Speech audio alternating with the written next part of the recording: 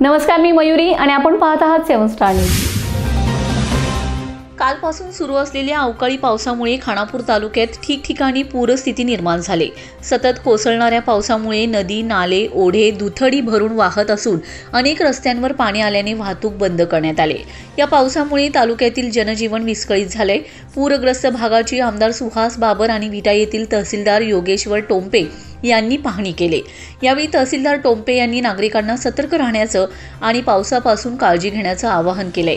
काही अडचण असल्यास तहसीलदार टोंपे यांना संपर्क करण्यासाठी 96 37 15 55 11 या मोबाईल नंबरवर कॉल करण्यासाठी आवाहन केले।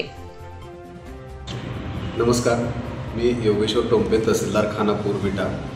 कालपासूनच आपल्या तालुक्यामध्ये संततधार पावसाची सुरुवात झाली होती। आज सकाळपासून आपल्या इथे मध्यम स्वरूपाचा तसेच काही ठिकाणी जोराचा पाऊस सुरू आहे आणि यामुळे काही ठिकाणचे गावाचे संपर्क तुटले होते म्हणण्यापेक्षा त्या ठिकाणचे जे काही ओढे होते ते भरून वाहत होते।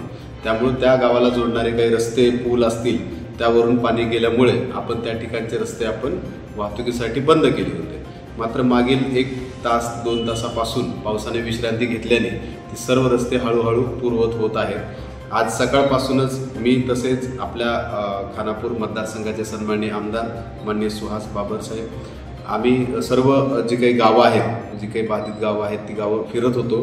तर सर्व ठिकाणी तेच निदर्शनास आलं की छोटे पूल जिथं आहेत, लो लाईंग पूल आहेत, तर त्या ठिकाणी पाणी साचल्याने किंवा पाण्याचा ओढ्यामध्ये पाण्याचा प्रवाह वाढल्याने तर ते गावचे संपर्क तुटले होते, ते आता हळूहळू पूर्ववत होत आहेत। आणखी सुद्धा काही ठिकाणी म्हणजे भाळवणी, शिरगाव असेल, अशा काही ठिकाणी ढवळेश्वर असेल तर त्या ठिकाणी पुलावरून पाणी अद्याप वाहत आहे।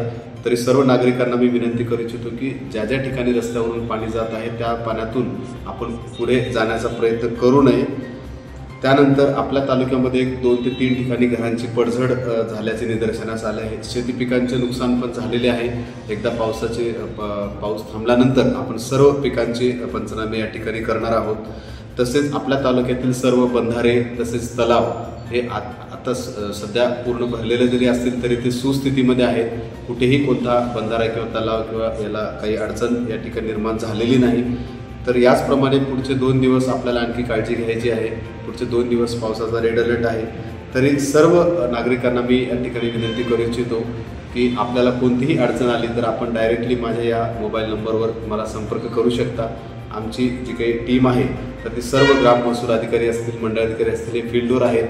ज्या ज्या ठिकाणी रस्ते, पूल या ठिकाणी पाणी वाढलेलं आहे तर त्या ठिकाणी ते थांबून काळजी घेत आहेत की त्या ठिकाणी वाहतूक होणार नाही या पद्धतीनं। तरी सर्व नागरिकांना विनंती आहे की आपण ओढ्याच्या बाजूला जे काही आपले पशुधन असतील, काही साहित्य असेल तर ते आपण सुरक्षित स्थळी हे करावे आणि या 2 दिवसात अत्यंत गरजेचे काम असेल तरच आपण घराबाहेर पडावे, अन्यथा आपण आपल्या घरी सुरक्षित राहावे अशी मी या ठिकाणी विनंती करतो। रमेश जाधव, 7 स्टार न्यूज, विटा।